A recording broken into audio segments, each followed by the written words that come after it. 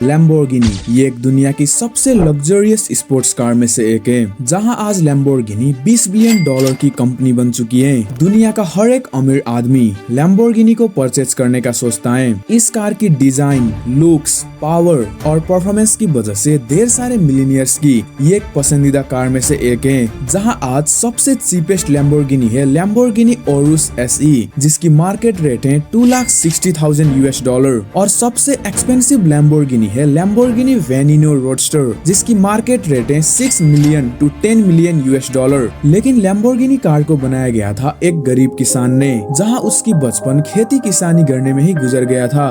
बाद में इसकी सफर शुरू हुई थी एक छोटे से गराज खोलने से, जहां इन्होंने एक ट्रैक्टर कंपनी शुरू किया था। और एक दिन वो बड़ी कार कंपनी के मालिक से मिलने गए थे और बातों ही बातों में कार कंपनी के मालिक ने उसे कहा था कि तुम ट्रैक्टर बनाने वाले लग्जरियस कार के सपने मत देखो। जहां ये बात उनको दिल पर लग गई और बना डाला दुनिया की सबसे लग्जरियस स्पोर्ट्स कार लैम्बोर्गिनी। ये कहानी है फिरोशियो लैम्बोर्गिनी की, the creator of Lamborghini.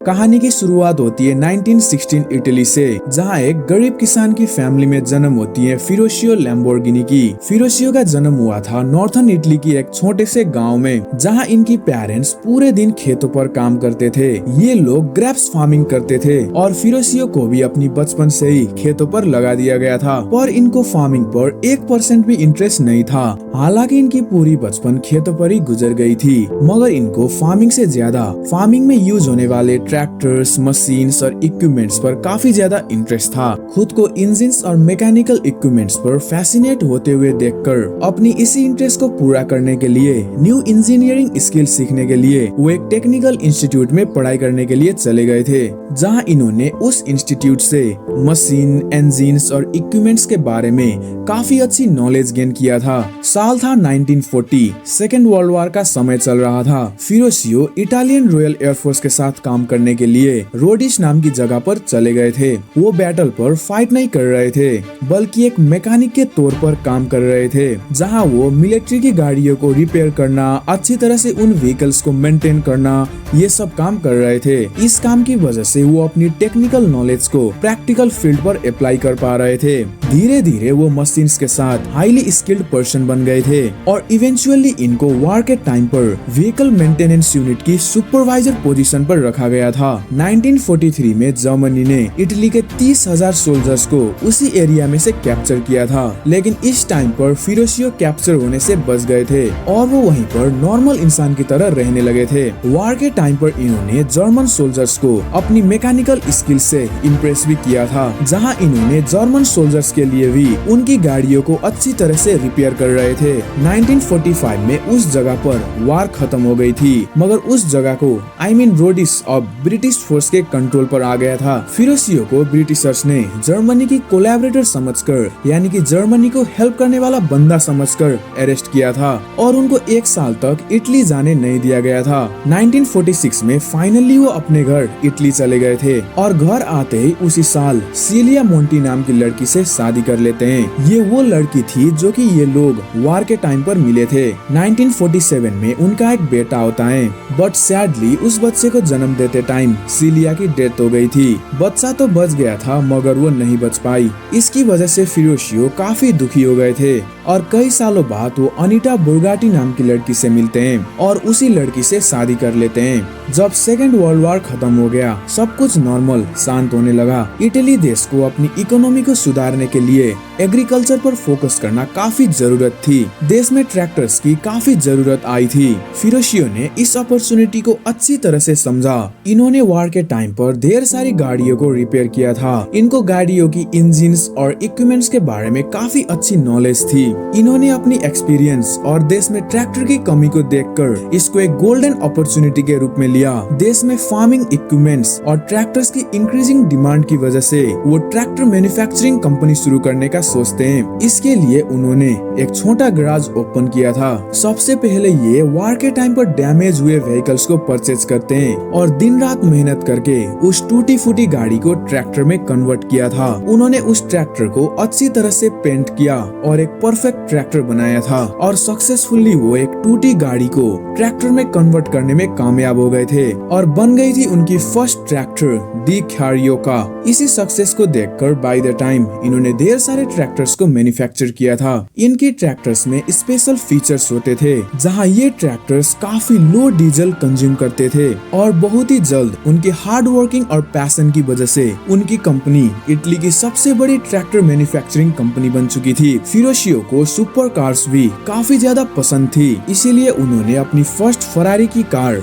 Ferrari 250 GT खरीदा था। फरारी की कार चलाते हुए उन्होंने उस कार पर काफी प्रॉब्लम आइडेंटिफाई किया था। फिरोशियो नोटिस करते हैं कि फरारी की कार पर हमेशा क्लच इशू होती है। इसकी वजह से उसको फ्रीक्वेंटली रिपेयर करना पड़ता है। फिरोशियो खुद एक एक्सपीरियंस मैकेनिक होने की वजह से उन्होंने खुद उस कार को चेक किया और ऐसा लगा कि फरारी को इस चीज को इम्प्रूव करना पड़ेगा।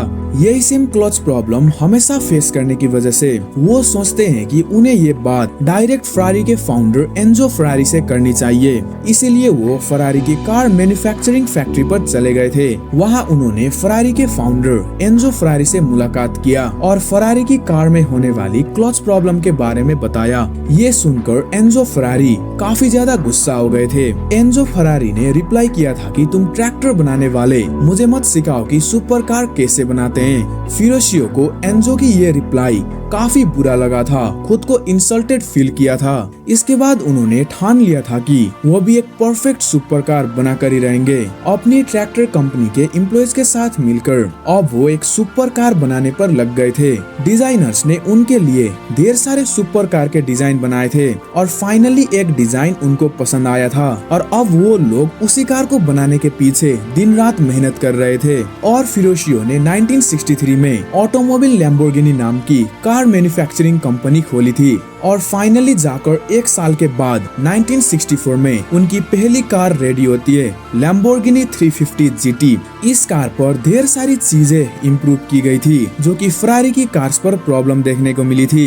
ये कार पब्लिक काफी पसंद कर रही थी। इस कार की सक्सेस को देखकर लैम्बोर्गिनी कार की डिफरेंट मॉडल्स भी तैयार किए गए थे। बाय द टाइम कार के डिफरेंट मॉडल्स मार्केट पर अवेलेबल की गई थी। Lamborghini 400 GT, Lamborghini Miura. इस टाइम पर कंपनी काफी बड़ी और एक सक्सेसफुल एंड प्रॉफिटेबल कंपनी बन चुकी थी और फिरोशियो लैम्बोर्गिनी अपनी दोनों कंपनी, ट्रैक्टर कंपनी लैम्बोर्गिनी ट्रैटोरी और कार कंपनी ऑटोमोबाइल लैम्बोर्गिनी को साथ साथ मैनेज कर रहे थे। ईयर 1970s पर ट्रैक्टर कंपनी को सीरियस फाइनेंशियल प्रॉब्लम से सफर करना पड़ा था और इसी टाइम कंपनी की काफी बड़ी डाउनफॉल शुरू होती है क्योंकि उनकी ट्रैक्टर कंपनी काफी ज्यादा एक्सपोर्ट पर डिपेंड हो चुकी थी। जब साउथर्न अफ्रीकन कंट्रीज पर उन लोगों ने ट्रैक्टर की पूरी कॉन्ट्रैक्ट कैंसिल कर दिया तो उनकी ट्रैक्टर कंपनी को काफी ज्यादा लॉस का सामना करना पड़ रहा था। कंपनी की एम्प्लॉइज को सैलरी देकर रखना बड़ी मुश्किल हो रही थी। तो फिरोशियो ने 1972 में अपनी ट्रैक्टर कंपनी को पूरी तरह से शेम नाम की दूसरी कंपनी को बेच दिया था। ट्रैक्टर कंपनी से इनकम जनरेट ना होने की वजह से अब न्यू कार मैन्युफैक्चर करने में भी कंपनी को काफी मुश्किल हो रही थी। कार कंपनी पर भी नए कार बनाने के लिए फाइनेंशियल प्रॉब्लम होने लगी थी, जहां कंपनी न्यू कार मैन्युफैक्चर पर स्लो डाउन कर रही थी। इस चीज को देखते हुए फिरोशियो ने अपनी कार मैन्युफैक्चरिंग कंपनी की 51% ओनरशिप एक स्विस बिजनेसमैन को बेच दिया था। फिरोशियो अभी भी अपनी कार कंपनी पर काम कर रहे थे मगर अब वो उनकी अकेले की कंपनी नहीं रही थी। अगेन फिरोशियो की मेजर डाउनफॉल शुरू होती है। साल 1973 में दुनिया भर में फ्यूल क्राइसिस होती है। लोगों ने अब सुपर कार खरीदना टोटली बंद कर दिया था और इसके बदले में फ्यूल इफिशिएंसी व्हीकल खरीद रहे थे। फ्यूल क्राइसिस की वजह से लैम्बोर्गिनी कार की सेल्स बहुत ही ज्यादा नीचे गिर गई थी। 1974 में फिरोशियो ने बची हुई कंपनी की 49% ओनरशिप भी एक बिजनेसमैन को बेच दिया था। 1974 में अब वो